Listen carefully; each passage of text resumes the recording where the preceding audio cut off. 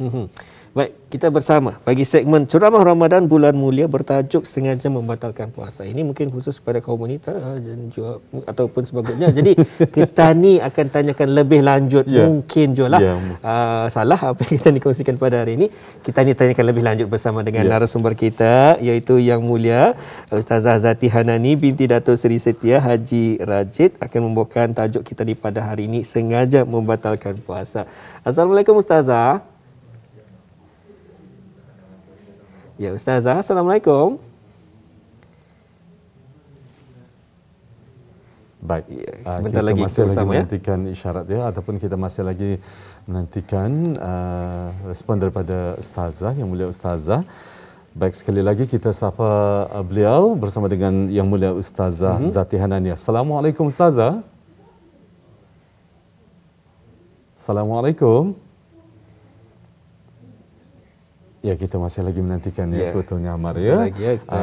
Bersama dengan Ustazah kita. Terlebih dahulu Ais, mungkin dapat kita dibincangkan terlebih lanjut mengenai tajuk kita pada kali ini. Baik, tapi sebelum kita bersama dengan Yang Mulia Ustazah untuk berkongsi informasi mengenai dengan persoalan sengaja membatalkan puasa dalam ceramah Ramadan bulan mulia, sedikit masa lagi kita kongsikan bersama di mana pada petang ini sebetulnya Auda, di mana Kementerian Hal Ehwal Agama akan mengadakan ceramah Ramadan iaitu peluang meraih pahala Auda.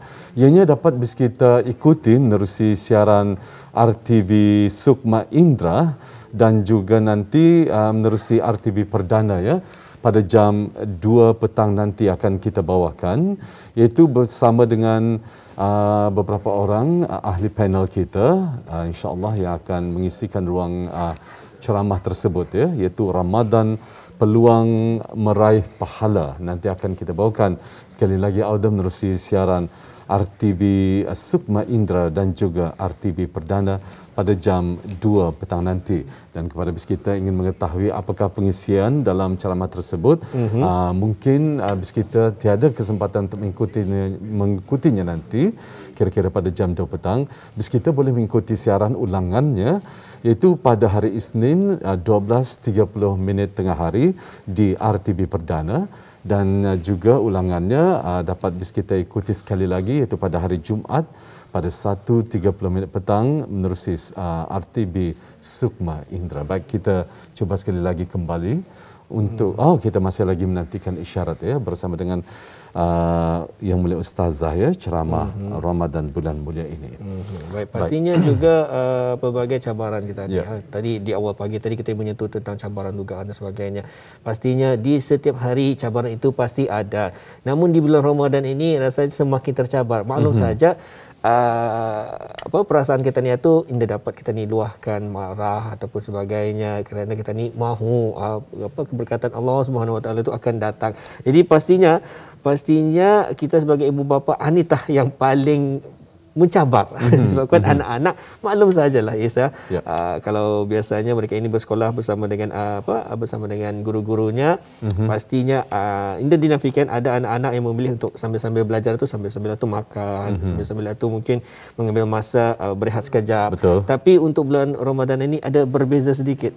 Jadi kita sebagai ibu bapa didiklah sebaik mungkin, bukannya kita ni menghukum, bukannya kita ni rasanya memarahi tanpa ada alasannya. Perlu ada cara kita ni yang terbaik bersama dengan mendekati hati mereka. Sebagai contoh, kita ni pernah merasai juga perbezaan sedemikian tersebut bagaimana kita ni dulu dimarahi. Kalau dulu tu pernah juga kalau saya mendidik lah mendidik pernah kena cubit. Mendidik sebetulnya tujuannya lebih kepada pendidikan mendisiplinkan diri betul. Dan sudah satunya pada ketika ini memang sukar untuk kita ni buat sedemikian, tapi sekurang-kurangnya kita ni memahami betapa pentingnya untuk kita ni mendidik anak-anak dengan lebih baik. Jadi kita akan bersama dengan narasumber kita insya-Allah iaitu Yang Mulia Ustazah Zati Hanani. Assalamualaikum Ustazah. Assalamualaikum Ustazah. Waalaikumsalam warahmatullahi wabarakatuh. Apa khabar Ustazah? Alhamdulillah sihat walafiat.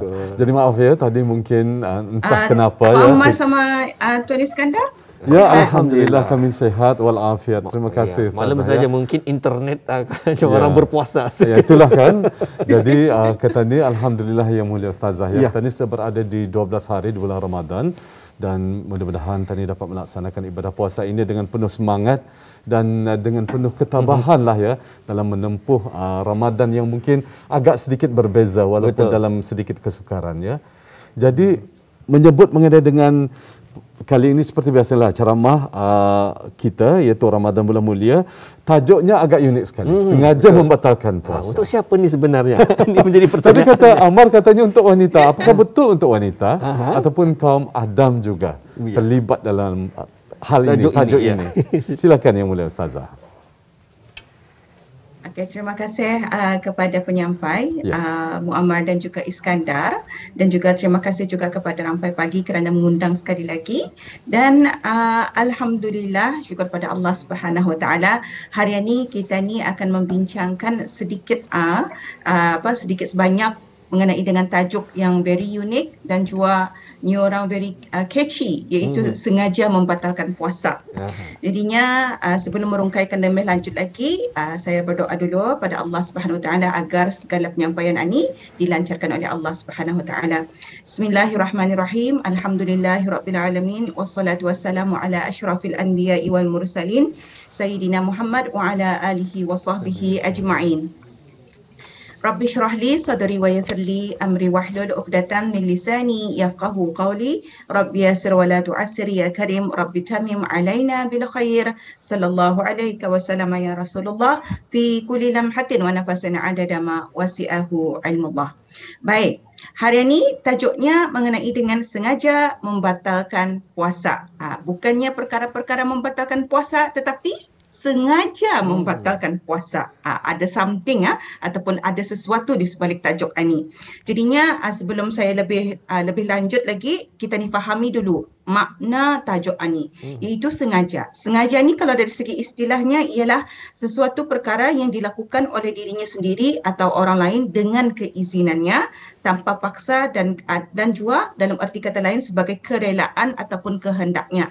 Okey, kemudian membatalkan itu diambil daripada perkataan batal, iaitu ia adalah sesuatu perkara yang dilakukan tidak sesuai dengan hukum syariat, iaitu tidak mencukupi syarat ataupun rukun. Kemudian puasa itu pula ialah menahan diri daripada makan, minum dan juga perkara-perkara yang membatalkan puasa, bermula daripada terbit fajar siddiq sehinggalah terbenam matahari beserta juga dengan niat.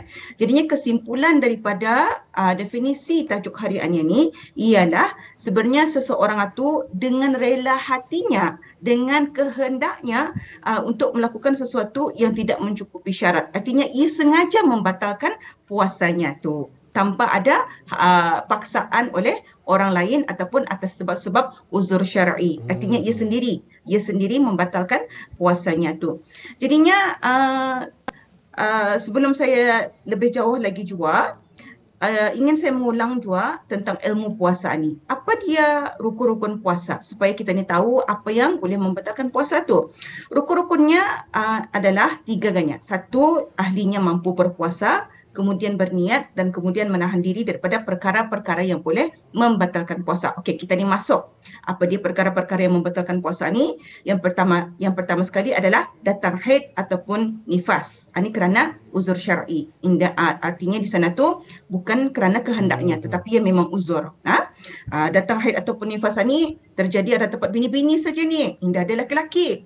Jarang tu ataupun indah pernah tu ada lelaki yang uzur syar'iatnya ataupun datang haid ataupun nifas tu bagi takut tu. Okey. Kemudian yang kedua, minum ataupun dengan makan dengan sengaja. Ni dia perkara-perkara yang membatalkan puasa tu, minum ataupun makan dengan sengaja. Artinya kalau ia termasuk dia kari papa tu ke dalam mulutnya, ia termasuk, maka ia indah batal puasanya. Baik Kemudian yang ketiga, mutah dengan sengaja menjadi murtad, dan yang kelima bersetubuh dengan sengaja Yang keenam, mengeluarkan air mani dengan sengaja. Yang ketujuh, pengsan ataupun mabuk. Dan yang ke-8, memasukkan sesuatu pada rongga terbuka dengan sengaja. Jadinya kalau seseorang itu ada melakukan ataupun menghadapi perkara ini, maka batallah puasanya. Jadinya dalam tajuk ini kita ni meng-highlight ataupun membandar-bandari maksud minum ataupun makan dengan sengaja, kemudian mutah dengan sengaja, bersetubuh dengan sengaja, mengeluarkan air mani dengan sengaja serta memasukkan sesuatu pada rongga terbuka dengan sengaja. Macam mana tu situasinya ataupun keadaan durang sengaja ni? Okey, sebelum itu ada perbezaan di antara orang yang membatalkan puasanya dengan sengaja dan orang yang meninggalkan puasanya. Kalau orang yang membatalkan puasa, okey, esoknya aku berpuasa. Ia ada niat sudah. Ia ada niat sudah, ia akan berpuasa esok hari. Kemudian pada hari itu juga, tiba-tiba saja ada dia punya kekuatan hatinya tu macam garu-garu, gatal-gatal. Kan batal puasa kuih. Ini dia orang yang berpuasa, ia membatalkan puasanya dengan sengaja. Tetapi kalau orang yang meninggalkan puasa itu, ia sengaja meninggalkan, langsung yang dia berniat. Ingkar dengan perintah Allah Subhanahu Wa Taala, ingkar dengan kewajipan berpuasa ni. Atutah ia punya perbezaan di antara orang yang meninggalkan puasa dan juga orang yang membatalkan puasa itu. Baik, berbalik tadi saya katakan tadi tu macam mana contoh situasi tentang perkara-perkara ataupun orang-orang yang sengaja membatalkan puasa ni. Contoh yang pertama iaitu minum ataupun makan dengan sahaja. Kejambannya diam-diam. Kemudian minum air pahit. Ataupun contohnya yang kedua, dia katanya ada orang bertanya, katanya puasa kau hari ni? Puasa, tapi ada nasi ayam kari di sini. Masya Allah. Suasana yang ketiga, ia terlampau confident. Sarapan apa kau tadi? Ia sudah bersarapan. Di sana tu ia sengaja sudah membatalkan puasanya tu. Okay. Kemudian yang kedua adalah contoh yang kedua tu mutah dengan sengaja. Maksudnya di sini tu ia menjolok-jolokkan ia punya jarinya tu untuk benda keluar arah tempat daripada parutnya sengaja. Contohnya di sini, contohlah saja Muammar dan juga Iskandar, time membarus gigi. Contohlah saja ubat barus gigi itu perisa durian kuning. Masya Allah. Ataupun durian sangking. InsyaAllah satu hari nanti Brunei akan membuat tu.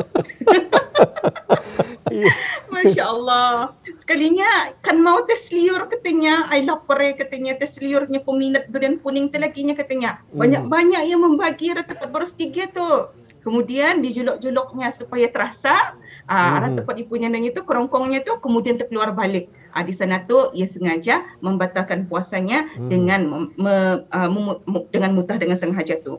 Kemudian ini bersetubuh dengan sengaja. Okey, suami isteri melakukan hubungan intim waktu siang ataupun petang. Jadinya kalau berhubung intim ni tidak ada secara paksa. Artinya dua-dua suka. Okey, saya minta maaf Muammar dan juga Iskandar. Silakan. Sebagai ilmu di dalam ilmu ilmu. ni dia boleh ada rasa malu. Okey, walaupun panas pipi masa ni tapi teruskan juga. Masya-Allah. Kemudian mengeluarkan air mani dengan sahaja, artinya di sini tu ada bahasa Arab yang dikatakan sebagai istimta ataupun beronani Okey.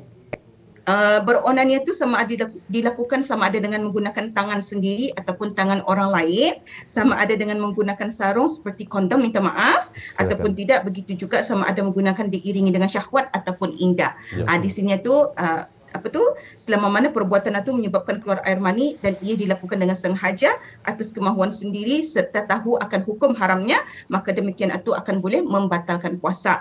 Kan kita ni puasa ni bukan hanya makan dan minum, tetapi sebagaimana yang tadi definisi puasa itu juga dan juga menghindarkan kita ni tu daripada perkara yang membatalkan puasa. So kita ni tu cuba mengawal nafsu syahwat atau inilah juga yang termasuk mengeluarkan air mani dengan sengaja tu. Kemudian memasukkan sesuatu pada rongga terbuka dengan sengaja. Ini memasukkan sesuatu benda yang keras ataupun lembut pada rongga terbuka dengan sengaja. Contohnya macam kita ni menggunakan ART ya. ART tu yang macam PCR tu kita ni masukkan sesuatu ke dalam hidung sampai ke sana arah tepat hujung hidung kita ni tu, maka ataupun boleh membatalkan puasa kita ni, sengaja ia dimasukkan ke dalam supaya batal. Okey. Dan kenapa sebenarnya orang ini membatalkan puasanya dengan sengaja? Kalau mengikut yang saya cari di dalam dalam buku-buku kajian di salah sebuah universiti Islam di negara Brunei, saya mengambil percentage ataupun peratusan yang paling tinggi. Pertama sekali kerana seseorang tu tidak mempunyai kekuatan iman ataupun mempunyai kelemahan hati dalam berpuasa. Okey, saya bagi contoh lagi ni ya, Muammar dan juga Iskandar. Ya. Contohnya saja bila masa tengah hari baru pulang daripada daripada office, on the way ke rumah, ada titik lihat iklan ayam goreng Yaman ataupun MC. Berbunyi ni kriuk parut ni. Kemudian ada niatnya tu. Ada niatnya tu kan makan ayam goreng. Membali singgah Stagal dulu arah tempat McDonald, kemudian makan ayam tu di rumah. Kan di sana tu kita ni lihat di sana tu sebenarnya dugaan berpuasa kita ni. Jadinya bila mana saja kita ni melihat ayam atau kalau di tengah jalan, cakap cuma ni saja, sesungguhnya aku sedang berpuasa. Kuatkan hati kita ni tu. Ataupun kajam saja mata, tapi kalau mendarat payah je akan kajam mata. Betul. Masya-Allah. Kemudian yang kedua, kerana apa seseorang tu indah berpuasa, sengaja membatalkan puasanya tu kerana pengaruh ataupun sekeliling yang negatif yang mempengaruhi dirinya. Contoh saja sini minta maaf juga saya indah bermaksud kepada siapa-siapa. Contohlah saja seorang ni ada geng-geng ataupun kawan-kawannya yang merokok. Kan merokok ini sesuatu yang adiktif ataupun ketagihannya orang. Betul. Bila saja menghidu asap rokok itu, mudah dia akan rasa merokok. Macam tu cium-cium tu. Artinya di sana tu kalau seorang sudah merokok, kali ia terikut-ikut dengan kawannya, maka batallah ia punya puasanya tu juga. Sebab itu kita ni cuba menahan daripada perkara-perkara berikut, insya-Allah. Itulah sedikit sebanyaklah mukadimah untuk hari ini. Baik, sedikit mungkin sebelum Ahmad mengambil soalan seterusnya. Silakan, sedikit ada kemusykilan. Andainya seseorang tersebut Ustazah sewaktu dia berpuasa, kemudian dia tiba-tiba menerima COVID COVID-19 ini, antara simptomnya adalah kadang-kadang rasa mual ataupun sakit kepala dan seumpamanya. Jadi kalau mual tiba-tiba termuntah, macam mana kedudukan puasanya? Silakan. Baik, Alhamdulillah. Terima kasih Tuan Iskandar. Bila mendengar soalan yang sejarahnya orang spontan ni kacar-kacar hati. Tapi was-was hatinya kan tu Ustazah. Saya prepare. Was-was kan tu nya batal kan dah puasa aku andanya. Ya termuntah. Jadi was-was macam mana tu kan? Kesianlah. Jadi silakan. Baik. Okey. Baik Tuan Iskandar. Jadinya kita ni perlu ketahui juga syarat wajib puasa. Syarat wajib puasa tu ia ada 7. Yang pertama beragama Islam, kemudian baligh, berakal yakni waras, kemudian yang keempat dalam keadaan sehat. So sekiranya lah seseorang tu ia terkena COVID dia, okey, mudah-mudahan saja kita ni sentiasa di dalam lindungan Allah. Amin. Jadinya orang yang terkena COVID ni dan orang yang terkena COVID ni memang ada simptom-simptomnya. Ada yang teruk, ada yang sederhana dan ada yang indah langsung ada simptom. Betul. Okey. Kalau yang ada simptom ni contohnya saja macam mual-mual, kemudian termuntah dia. Macam saya katakan tadi tu, kalau sekiranya perkara yang membatalkan puasa, ia muntah dengan sengaja. Tapi kalau sekiranya orang yang COVID ni kuat hatinya lagi kan meneruskan puasa, walaupun ia termuntah, indah sengaja, sah masa ia punya puasanya. Tetapi orang yang COVID itu kalau teruk sudah keadaannya, indah lagi mampukan puasa, ia boleh membatalkan. Pasal ia ada sebab-sebab tertentu kenapa ia buat semata tu. Keuzuran lah pasal ia keadaan badannya indah dapat berpuasa. Betul, so Islam indah menegaskan untuk berpuasa ni kalau bagi orang yang sakit memang kalau kita nasihat ni pun sudah macam ni orang ngalih berpuasa tu kadang-kadang cuma tu tinggal nyonya ikan orang yang lagi sakit Dan memeruk. Bukan lampat atau macam nyawa-nyawa ikan tu. Ya. Nyawa-nyawa ikan, yes. Sebab itu sebab itu apa tu namanya, batalkan puasa, minum air secukupnya dan rehat secukupnya. InsyaAllah lepas puasa baru tadi qada. Tidak apa-apa. Baik, silakan. Untuk seterusnya kita ni berbalik juga kepada tajuk kita ni. Maaf juga Ustazah dan juga penonton kita ni. Tajuk kita ni pada hari ini sengaja membatalkan puasa. Ianya adalah satu perkara yang negatif. Kita ni sengaja tanpa ada alasan-alasan yang dibenarkan oleh agama Islam.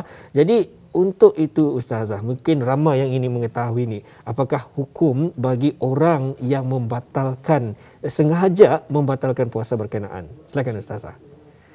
Baik. Terima kasih kepada Muammar dengan soalan yang diajukan tadi tu. Iaitu apakah hukum kita ni tu membatalkan puasa dengan sengaja? Okey, baik. Tadi daripada contoh-contoh yang saya berikan tadi tu, contohnya ia makan tapuk-tapuk. Contoh ia berwuduk 3 kali kumur-kumur tapi 2 kali saja hembusan, yang sekali itu tertalan. Ataupun ia sendiri menalan.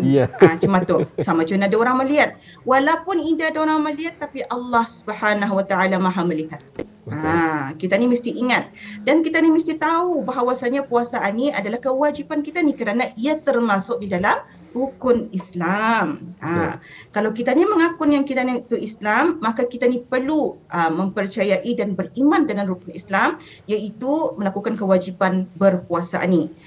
Kalau sekiranya ada seseorang sengaja membatalkan puasa di bulan Ramadan ini, maka ada satu hadis Rasulullah sallallahu alaihi wasallam yang ingin saya kongsikan sebagai reminder ataupun sebagai peringatan kepada kita ni, supaya kita ni tu lebih alert ataupun lebihnya orang berjaga-jaga supaya tidak membatalkan puasa kita ni, iaitu yang kira-kira mafhumnya.